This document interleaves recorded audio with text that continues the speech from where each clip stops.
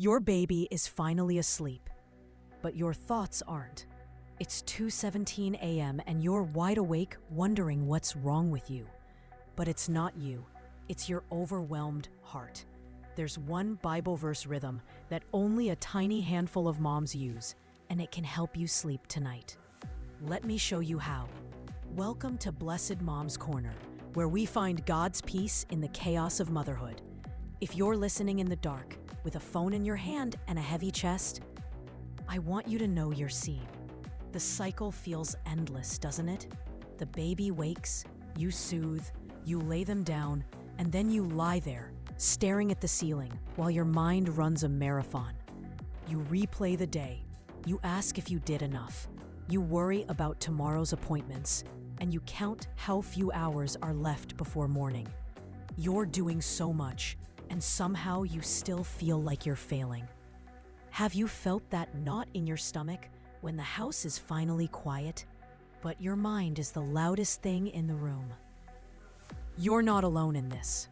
Truly, you're not the only mom who has cried in the bathroom and then smiled in the living room. You're not the only one who loves her baby deeply and still misses her old self. And here's a gentle truth.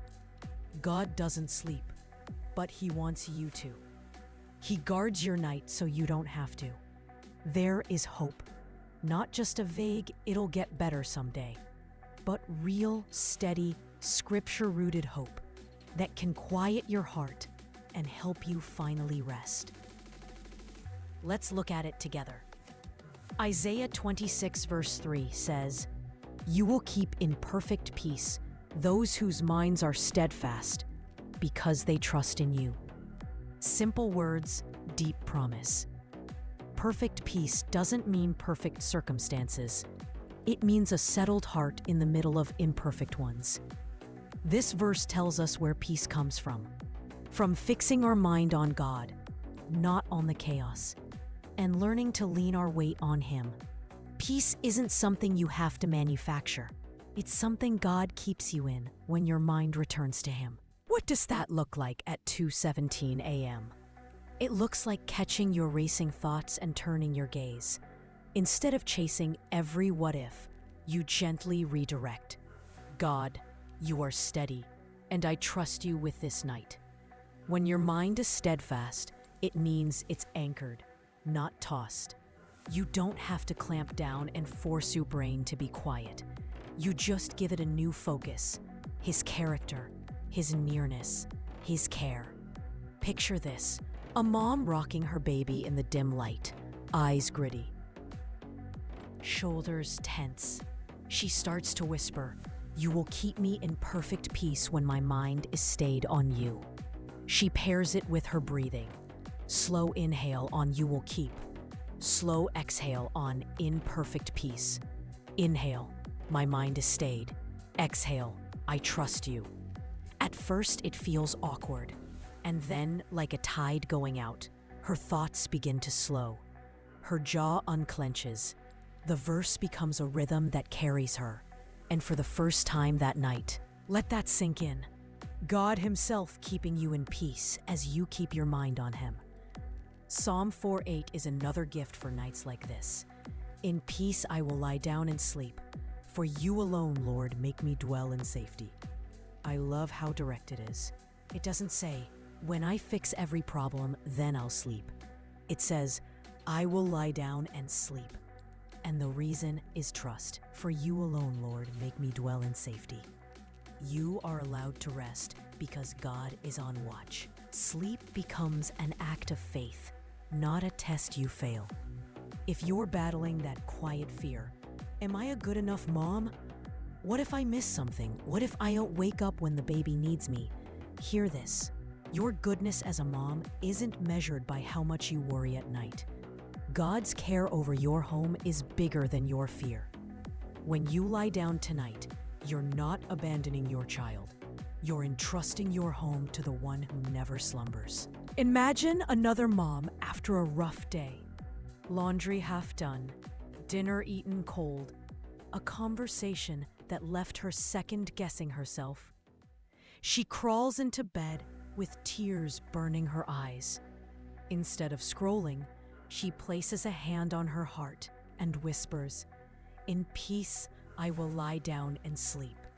You alone, Lord, make me dwell in safety." She breathes the words like a lullaby for her own soul. She's not pretending everything's okay. She's admitting she's not the keeper of the universe, and that's freeing. Her shoulders drop. The knot loosens. A few minutes later, she drifts off, not because she fixed the day, but because she trusted the one who holds the night. Then there's Jesus' invitation in Matthew 11:28. "Come to me, all who are weary and burdened, and I will give you rest." No complicated steps, no hoops to jump through, just come. Weary and burdened, those two words sum up postpartum life, don't they? The physical weariness, the mental load, the emotional whiplash. Jesus doesn't shame you for it. He names it and invites you closer. To come is simple. It can be a whisper, "Jesus, I'm so tired." It can be a silent tear you daren't have words for. It can be laying your head on the pillow and saying, "I can't carry all of this. Will you?" Rest in His hands is not just sleep, it's soul rest. It's the feeling of being held even as your to-do list tries to boss you around. It's the awareness that you're not doing motherhood solo. You're yoked to someone gentle and humble in heart. I remember a story of a mom who hit a wall. The baby had a fever, the house was a mess, and a comment from someone she loved sent her spiraling. She stepped into the hallway, slid down the wall to the floor, and just said, "Jesus, I'm coming to you. I can't." No long prayer, no strong face. Within a minute, she felt a wave of calm, not because everything changed, but because she wasn't carrying it alone anymore. That's the rest He gives, right in the thick of your real life. Now, let's turn these truths into a simple nightly ritual you can actually do when you're tired. You don't need a long plan. You need something you can remember with your eyes half closed and your heart full. We're going to keep it gentle and doable. First, choose one verse to memorize and repeat during feedings or while you're lying down. It can be Isaiah 26:3, Psalm 4:8, or Matthew 11:28. Write it on a sticky note and put it where you'll see it. The nightstand, the bathroom mirror, the inside of your phone case. Read it out loud in the morning once. Whisper it at lunch once. And then at night, let it be your anchor. If you wake up and your thoughts start sprinting, return to that one verse. Think of it like a soft place to land. If you like, turn it into a tiny breath prayer. For Isaiah 26:3, inhale, you will keep. Exhale, in perfect peace. Inhale, my mind is stayed. Exhale, I trust you. For Psalm 4:8, inhale, in peace. Exhale, I will lie down and sleep.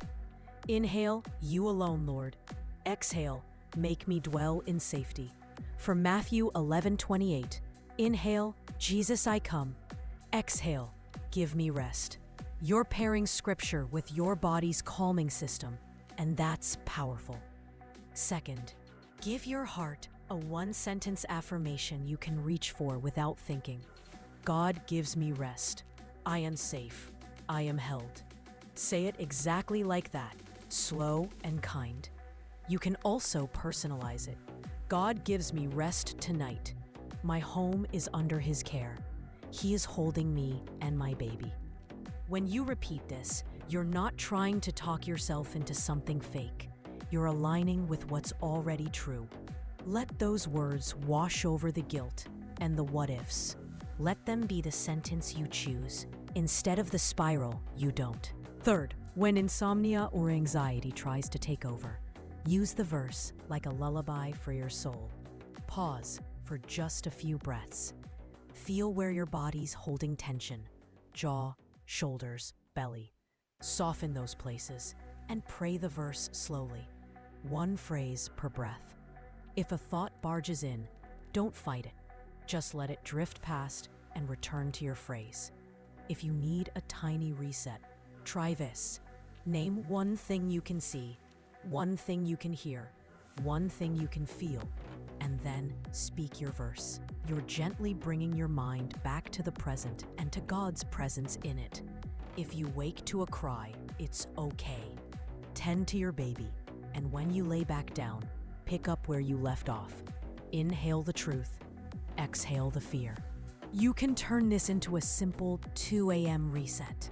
When you wake, don't grab the phone right away. Place a hand over your heart or your belly. Whisper, new breath, new peace. Pray your verse in sync with 3 slow breaths. Say your affirmation once. Then, give yourself permission to rest.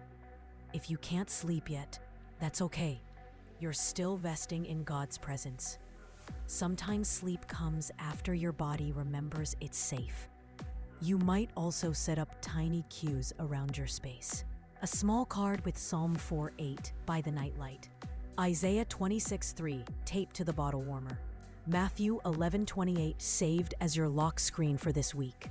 Every glance becomes a nudge back toward peace. If you want to layer in community, text a trusted friend earlier in the day. I'm focusing on Psalm 4:8 tonight. Will you pray I rest? Knowing someone is standing with you can make the night feel less lonely. And remember, this isn't a performance. Some nights you'll do the rhythm once and drift off. Other nights, you'll be up longer than you hoped. None of that changes God's heart toward you.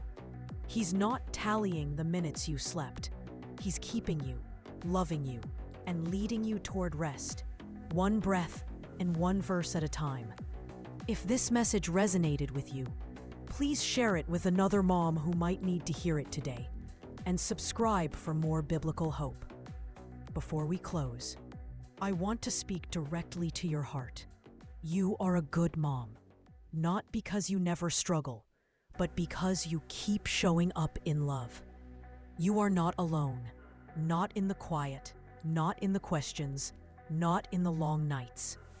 You are allowed to rest because God is watching over your home. He delights to give sleep to his beloved. He keeps in perfect peace the one whose mind is stayed on him. And when you're weary, Jesus doesn't push you away. He says, "Come to me and I will give you rest." If this encouraged you, I'd love to hear what verse is helping you in this season. Drop it in the comments. Your words might be the exact reminder another mom needs at 2 a.m. Make sure to like this video and subscribe so you don't miss more moments of peace and truth. Next time, we'll explore how one mom used scripture to overcome postpartum guilt and reclaim joy. I can't wait to share her story with you. Until then, breathe deep, lay your head down without shame, and remember, God is near, you are safe, and you are held. Good night, friend.